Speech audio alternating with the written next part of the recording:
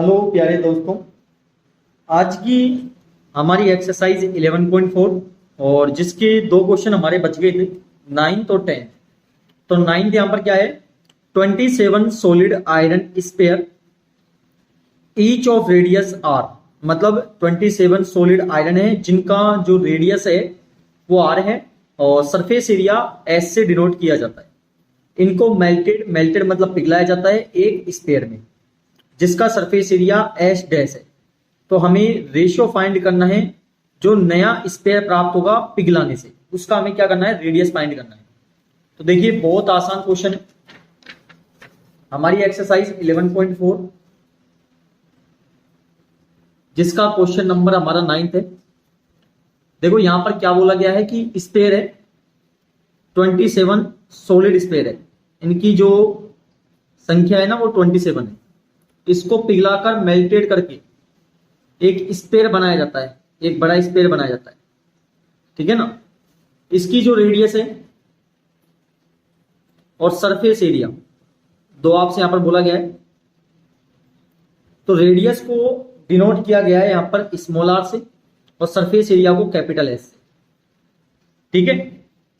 इसी प्रकार की जो यहां पर रेडियस प्राप्त होगी, नई रेडियस मिलेगी, उसे हमें रिप्रेजेंट करना है यहां पर आर डैश से। देखो यहां पर बोला गया है पहले पॉइंट में कि radius R dash of the new sphere, ये हमें यहां पर फाइंड करना है, ये हमें यहां पर फाइंड करना है। तो देखो जब भी पिघलाने की बात आती है, यानी किसी वस्तु को, किसी ऑब्जेक्ट को पिघलाकर कोई दूसरी ऑब्जेक्ट या वस्तु बनाई जाती है तो हमेशा वॉल्यूम लगता है। क्या लगता है? वॉल्यूम लगता है। तो यहां पर हम फर्स्ट पॉइंट है वो सोल्व कर रहे हैं। तो आप यहां लिखोगे वॉल्यूम ऑफ 27 स्पेयर, क्योंकि यहां पर जो स्पेयर की संख्या है वो कितनी है, 27 है। इक्वल टू यहां पर लिखोगे आप इनको पिघलाने से वॉल्यूम ऑफ जो नया स्पेयर बनेगा ना उसका हमें वॉल्यूम यहां पर फाइंड करना है, ठीक है। वॉल्यूम ऑफ स्पेयर का फॉर्मूला होता है 4/3 पाई आर क्यूब, ठीक है। कितने हैं ये? 27 है, तो मल्टीप्लाई 27 कर देंगे। उम्मीद है आ रहा होगा अच्छे से समझ में। और यहां पर भी 4/3 पाई। अब देखो यहां पर क्या लिखना होगा, आपको आर डैश लगाना होगा, क्योंकि यहां की रेडियस है वो आर डैश लगाओगे, या आप इस प्रकार से कर दो। देखो 4/3 से 4/3 कट गया, पाई से पाई कट गया। आ रहा है समझ में आपको? अब यहां पर क्या होगा, देखो क्यूबो लगाएगा ना, पाई आर क्यूब, ठीक है ना। अब यहां से क्या करेंगे हम, जो पावर 3 है उसे हटाएंगे, तो सामने इस प्रकार से यहां पर लग जाएगा और यहां पर लिख देंगे हम 3। इस 3 का मतलब हुआ कि एलसीएम लेके 3 के जोड़े।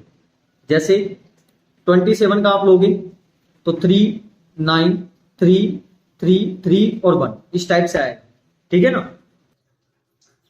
तो यहां पर जो 3 के जोड़े बनेंगे वो 3 आएगा और एक आर निकल जाएगा, क्योंकि यहां पर भी 3 का जोड़ा बनाएंगे तो एक आर निकलेगा। तो यहां पर लिख दोगे आर डैश, ठीक है ना। तो पहला पॉइंट आ गया आपका। सो रेडियस ऑफ, पहला पॉइंट आपसे ये पूछा था, रेडियस ऑफ यानी R dash of new sphere is क्या होगी, यहां पर 3 आर होगी। तो इस प्रकार हमारा जो पहला पॉइंट है वो क्लियर हो गया है। नेक्स्ट पॉइंट देखते हैं, सेकंड है यहां पर। और सेकंड पॉइंट क्या है, रेशियो फाइंड करना है एस एंड एस डैश, मतलब सरफेस एरिया पहले वाले का जो था और दूसरे वाले का, उनका हमें क्या करना है, यहां पर सरफेस एरिया बताना है। तो सरफेस एरिया ऑफ देखो पहले हमें एस का बताना है, ठीक है ना। यहां पर एक तो एस का बताना है, ठीक है ना, और दूसरा surface area of S dash का बताना है। या आप चाहो तो ऐसे लिख सकते हो, surface area of 27 solid sphere और ये न्यू स्पेयर का, ठीक है ना, ऐसे भी लिख सकते हो। सरफेस एरिया क्या होता है स्पेयर का, 4 पाई आर स्क्वायर, और यहां पर क्या होगा 4 पाई आर डैश स्क्वायर। उम्मीद है समझ आ रहा होगा आपको, ठीक है। अब यहां पर देखिए यहां पर आप लिख दोगे 4, ठीक है। और देखो यहां पर देखो 4 से 4 कट गया, पाई से पाई कट गया, ठीक है ना। यहां क्या बच गया, R square ratio R dash square, ठीक है यहां तक ना। अब देखो यहां तो रेडियस इसी प्रकार की रहेगी, लेकिन हमने अभी निकाला था आर डैश का मतलब हम क्या लिख सकते हैं, 3R लिख सकते हैं। बिल्कुल हमने लिखा था, तो हमें लिख देंगे 3r का स्क्वायर।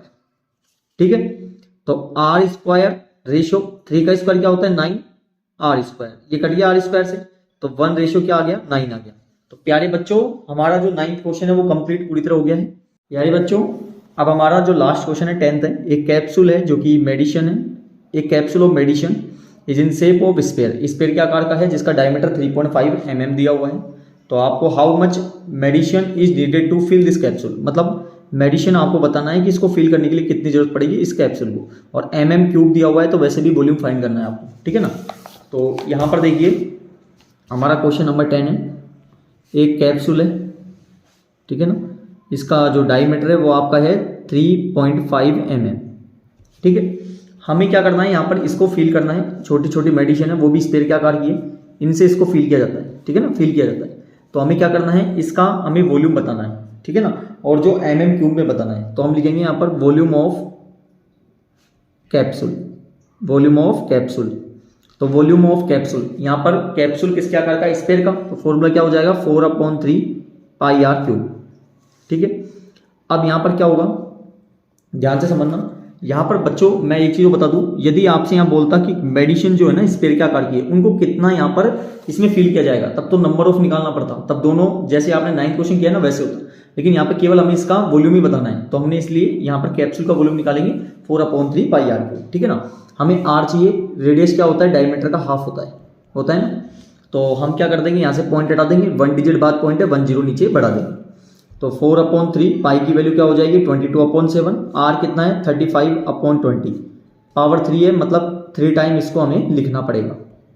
ठीक है, देखो ये कट गया यहाँ पर 5 टाइम, और 5 से कट गया 4 टाइम, और 4 से 4 कट गया, इसी प्रकार 5 5 से कट जाएंगे, और यहाँ पर भी ये 5 5 से यहाँ पर कट जाएंगे। ठीक है, और कुछ यहाँ पर कटने वाला नहीं है, ये चाहो तो 2 से कट जाएगा 11, और ये 2 से कट जाएगा 2 टाइम। ठीक है, अब ऊपर क्या बच गया 11 × 7 × 7, और नीचे हमारा यहाँ बचा है 3 × 2 × 4। ठीक है, हमें इनको मल्टीप्लाई करना होगा, 5 39 आएगा, और ये हो जाएगा 24 का यहाँ पर आप डिवाइड दो तो 22.458 mm³ आ जाएगा, और यहाँ पर आप अप्रोक्स लगा सकते हो। ठीक है ना, तो इस प्रकार हमारा जो 10th क्वेश्चन है वो भी कंप्लीट हो गया है। और प्यारे बच्चों जैसे मैंने आपको पहले भी बोला था कि मैं इसका एक बेसिक दोबारा वापस रिपीट करूंगा। ठीक है ना, हल्का फुल्का कोई डाउट रह भी जाता है तो आपको क्लियर हो जाएगा। तो सभी वीडियो देखने के लिए चैनल को सब्सक्राइब करें, लाइक करें और ज़्यादा शेयर करें। बहुत बहुत धन्यवाद।